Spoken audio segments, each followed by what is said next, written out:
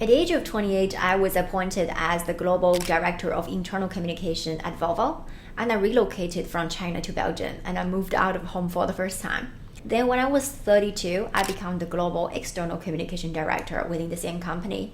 By the time I turned 36, I took on the role of the Vice President of Brand Marketing and Communication for Volvo Asia region. And then at the age of 37, I became the Global Vice President of Communication at Sweden's largest company in terms of market cap. Well, looking at my resume, you might think, as many others, that my career progression was consistent and smooth. However, it's far from that. I've faced numerous challenges and struggled with organizational change, self-doubt, self-limiting beliefs, and balancing work and family life with small kids.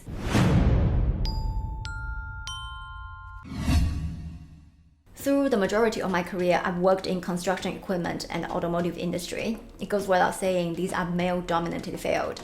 And I often find myself as the only Asian female in this group because I moved out of Asia quite early in my career.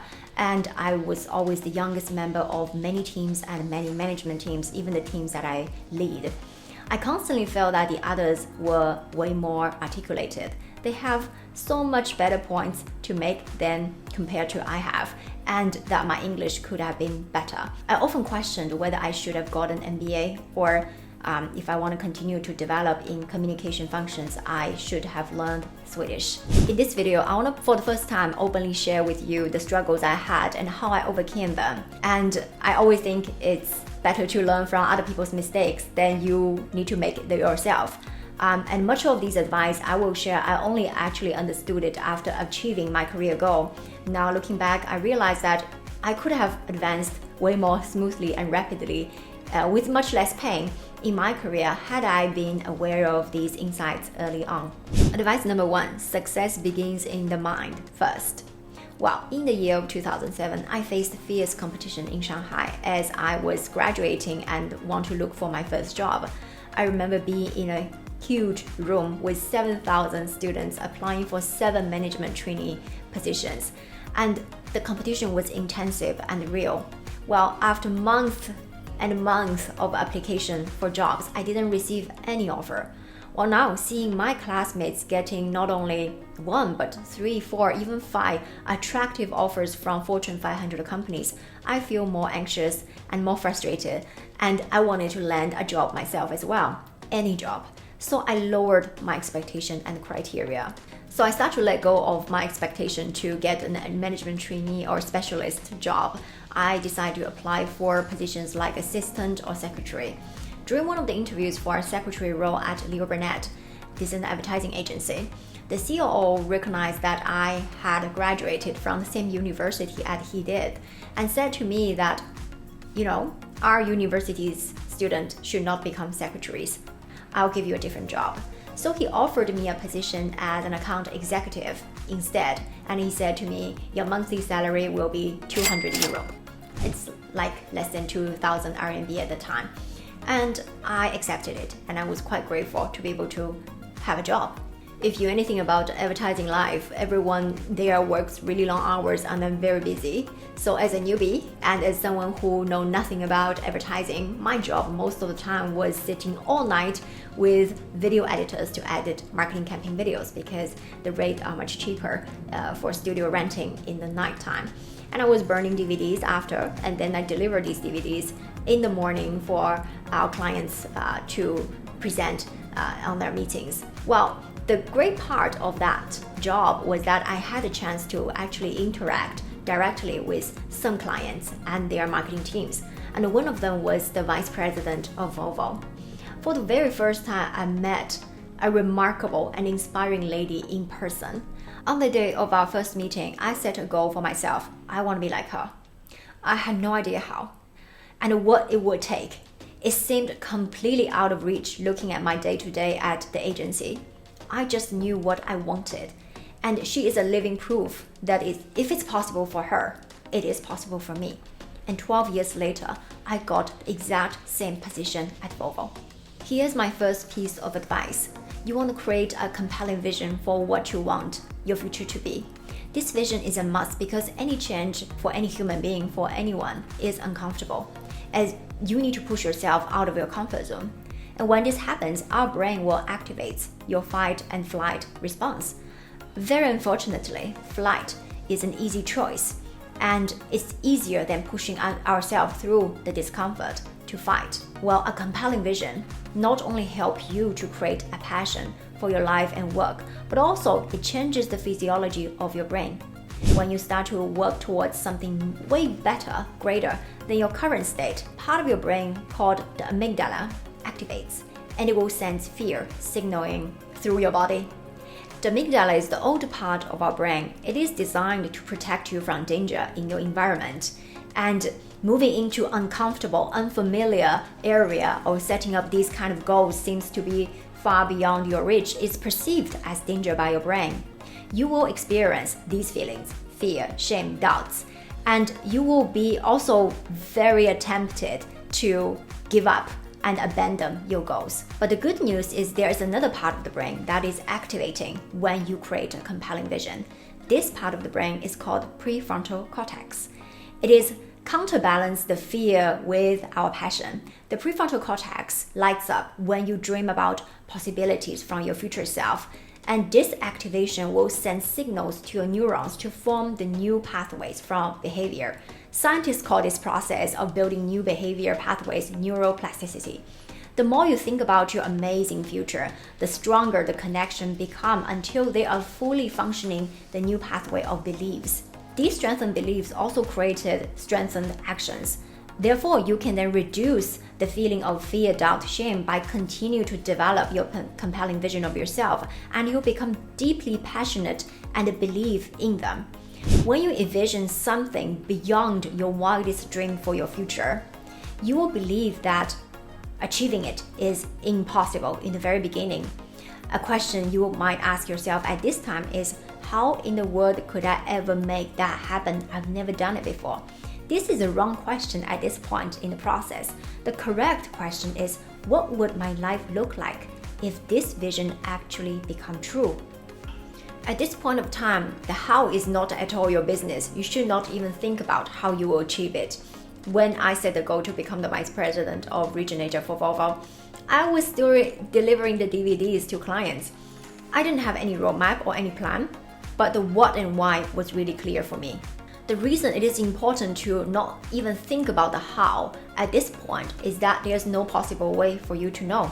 If you knew how to make it happen, you would already have achieved it by now.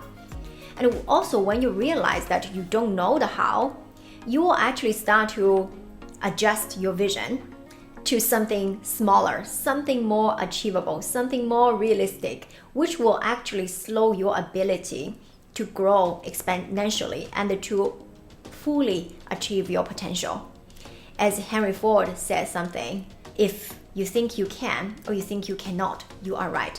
If you believe your goal is impossible, it will be impossible. So you want to release your mental block and ask a way better question, that is, what if?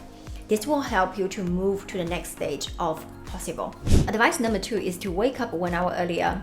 Well, I didn't really start this routine because I want to develop my career. Instead, it's actually something very personal. In 2012, I was working in Europe and things were going really well, and my career as well as my life. During that time, I met my future husband and we decided to start a family and have kids. However, over the next 3 years, 2013, 14, 15, we had 3 consecutive miscarriages. It was devastating for us, and we were seeking medical advice all over the place. While the doctors could not really pinpoint a clear reason for why these miscarriages happened, and we were left with many options of different medical treatment and alternatives, I really hesitated to go for them. So I questioned myself, the need for my own lifestyle change. So when I became pregnant for the 4th time, I decided to change my life habit for my body, my mind, and this led me to commit to waking up 1 hour earlier every day. In the very beginning, I struggled to use this 1 extra hour effectively, even though I was able to commit to wake up 1 hour early every day. However, over the past 7 years of having this habit, I have developed a routine that centers around the 3 key elements within the first power hour. That is goal setting, moving, and learning. I learned that from the book The 5 a.m. Club. The author Robin Sharma suggested the 20-20-20 formula. It consists of 3 20-minute periods that makes up the 60-minute victory hour. The first thing he said you need to do is after you jump out of bed is to have some sort of physical activities, whether you want to go for a jog or jump or take any exercise, yoga, dance, workout, do whatever that you'd like to do, but you must sweat. And period number 2 is the next 20 minutes is reflection. It is important to ground your spirit and harness the power of your mindset, heart set, and health set. You might reflect by sitting quietly, meditate, or journaling for these 20 minutes. He actually recommended a combination of all these 3. I personally do not do all the 3, I only do the journaling. The last 20 minutes is to grow your mind. This is a time where you're going to enhance your knowledge, whether you want to read, you want to listen to some podcast, or you want to learn a skill, and this is the best 20 minutes. And I have actually used my morning routine to read a lot of books and listening to all these world leader interviews that I always wanted to listen and watch, or I listen to a podcast. And these are the time where I dedicate to my learning of the day. This morning routine has followed me for the past 7 years, even when I had frequent international travels, newborn babies waking me up many times a night. Weekends, holidays, even the days I was sick, I kept this first hour of the day. A friend looking at me and asking me, isn't it exhausting? Isn't it too much to push yourself every day all year round? Don't you want to sleep just 1 more hour in the morning, even on the weekend? I said if I were to sleep 1 more hour in the morning, I would actually suffer for the remaining 23 hours of the day because I will live the next 23 hours by default, not by design. I just really enjoy the feeling of taking control of my day and decide who I want to be in this day. True happiness is working through hard times and coming out of the other side, satisfied that you've sincerely earned your newfound peace. Your biggest success are the consequence of your greatest discomfort. If you think about anything you're proud of your life, normally they don't come from pleasures, they come from some sort of suffering, and then you come out of the other way and meet the new version of yourself. Do what is right instead of what is easy. If I'm going to implement the power hour, hit that like button. Advice number 3 is refuse to be the victim. In 2016, I had my first baby boy. Everything went perfectly well this time. And while I was finishing my maternity leave and preparing to return to my job as a full-time working mom, on my first week back, our company announced that our office in Belgium would be relocated to Sweden. Now, given that I just had started building my family and I had a newborn, and relocating was not really an option for me. And this news not just affected me, it affected everyone in our office, which was about 200 of us. And many of my colleagues really structured their life around their work. Some even bought a house close to the office so they can bike to work, or they arranged their child daycare nearby. Like almost all my colleagues, I felt a sense of unfairness, resentment, and stress. Complaints and negative discussions become the hot topic during lunch breaks and coffee breaks. And I realized that I become more and more negative and sarcastic. And I also bring this attitude home. At that point, I knew that I need to make change. While the decision to relocate our office to another country is not at all at my control, but what I can control is how I respond to this situation. I had a complete power to choose my attitude and my action in response to what was happening. What I can do is to refuse to become a victim and to start to take charge of my own thoughts, feelings, and actions. Here's a saying, don't tell your problems to people. 80% don't care, and the other 20% are just glad you have them. So the very first thing I did was to stop complaining. This change was hard because I had been complaining for months, and I was surrounding myself with colleagues who are also like-minded. When the environment doesn't change, to change yourself was already really hard. So what you need to do is to change your environment. And we are the average of the 5 people we spend most time with. So how can I then choose to surround myself with different colleagues? Surround myself with colleagues who have moved on and taken a positive action. If they were not available during lunchtime, I would rather to choose to not go to lunch and eat on my desk rather than to go to lunch and join the complaining table. When you are going through this personal change, the truth is most people prefer to keep you where they are because it provides them with a sense of comfort and they are familiar with the version of you they always have experienced. But when you start to change and they don't, it can make them feel rather uncomfortable. It's a result of this mindset that everything happens for me, not to me, and I refuse to be a victim. I made the best out of this change and got my first promotion to the executive level during this period of relocation. Number 4, don't just work hard and deliver on your current job, show your potential and next level capacity. While I spent around 8 years in director positions, I was striving to be promoted to the next level, which for me was the vice president. I tried everything I could for a very, very long time. I just keep working hard, not taking much vacations. I even bring meetings to my holidays, and I was doing more with less resources. I was even quite proud when I went on maternity leave that my manager needed to find 3 people to fill in my responsibility. Thinking back, that was completely stupid. However, despite I've exceeded expectations on my performance, I was just not promoted. There was one moment really wake me up. That was the time where I was in a talent review session while I was in the management team.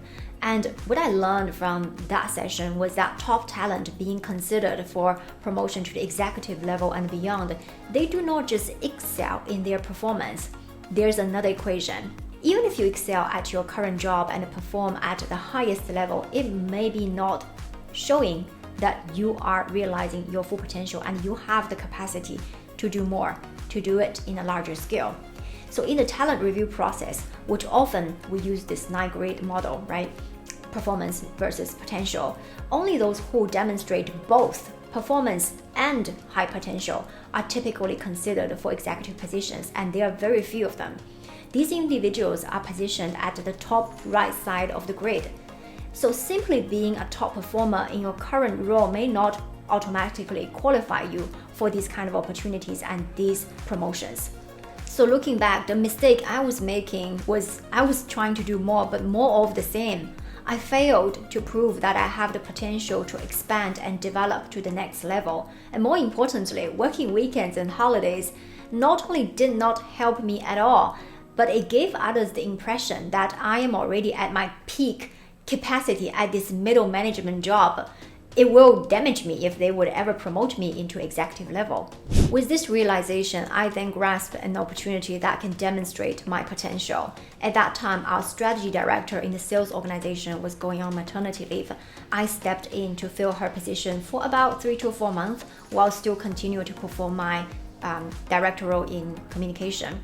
It was a very demanding period because I was basically performing 2 jobs at the same time and reporting to 2 different SVPs, one SVP of communication, my full-time job, and one SVP of sales, my dotted line, when I was filling the role of strategy director. But during this time, I not only gained extensive knowledge in strategy and sales, but also when the SVP of sales was promoted, he also promoted me as his vice president of communication.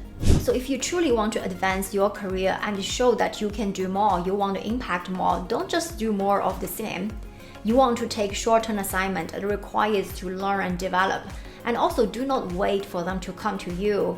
It is not your manager's job to assign these opportunities to you. You want to be proactive and ask for this type of opportunities when you become aware they exist. Well, however, it is crucial to not overburden yourself. I didn't want to make the same mistake of looking overloaded again in this opportunity where I was doing 2 jobs at the same time. So in my own example, I talked with my direct manager and we agreed to let go and delegate some of the other projects and focus on the high profile work to make the most of this opportunity. Now, I want to know what led you to your last promotion. Comment below. The next advice is to develop your social skills. In the past, when companies are looking to hire or promote key executives, they look for leaders who have technical expertise, strong business and strategic skills, and maybe a proven track record in managing finance.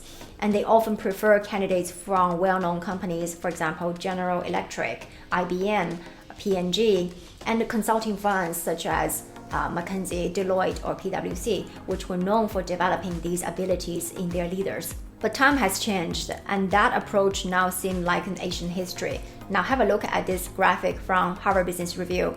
The green line is the job description mentioning strength in social skills, and the blue line is the job description mentioning strength in managing finance and material resources. As you can see, the gap, the change in the last 15 years was dramatic.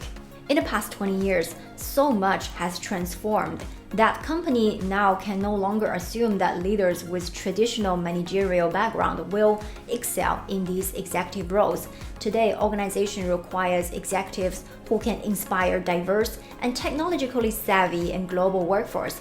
They need leaders who can effectively engage with various stakeholders, for example, customers, business partners, government officials, and to influential NGOs. These executives must also quickly adapt their skills to new companies and this industry they are not familiar with, and often work alongside other C-suite colleagues that they have never worked with before.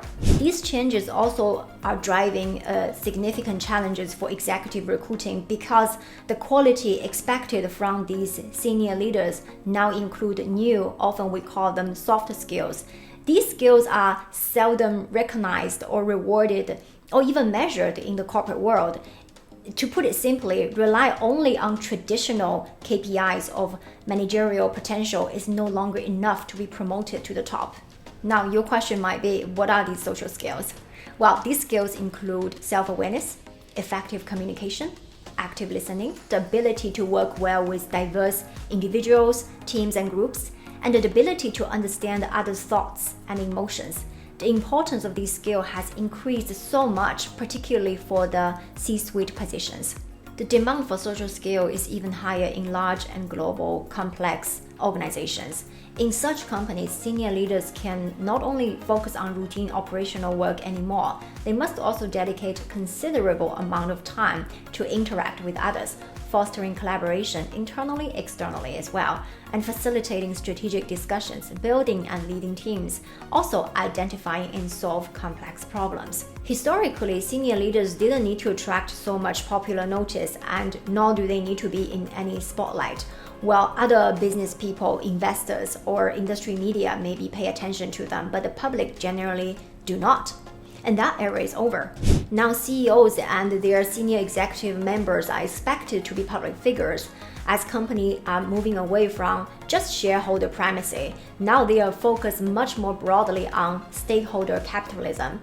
They are obliged to not only interact with an increasing broad range of internal and external stakeholders, but they are expected to do so personally, transparently, and authentically. So no longer can they just rely on supporting functions to take care of these issues for them, like communication team or government affairs team. So why is that? Because social media. Now, senior leaders are required to manage these interactions in real time because of the increasing use of social media and network platforms like Teams, Zoom, and Glassdoor. On Glassdoor, you can see employees can openly share the information and opinion about their boss and their colleagues.